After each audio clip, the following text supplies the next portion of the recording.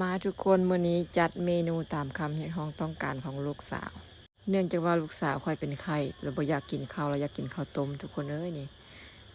ก่อนอื่นก็สิขออธิบายกันด้วยทุกคนว่าการเฮ็ดข้าวต้มของค่อยนะมันเฮ็ดตามมีตามเกิดตามความเข้าใจของค่อยเรื่องหน้าตาหรือว่า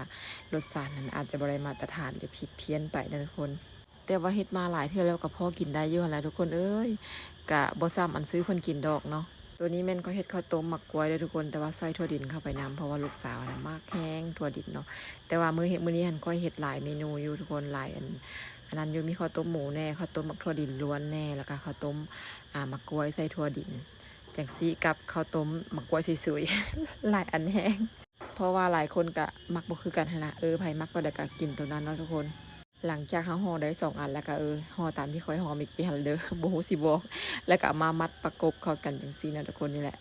ความจริงมันต้องมัดจาก3 อันนะเนาะแต่ว่าค่อยเอาตอกมาน้อยเกินไปนี่เอาไม้ตอกมามัด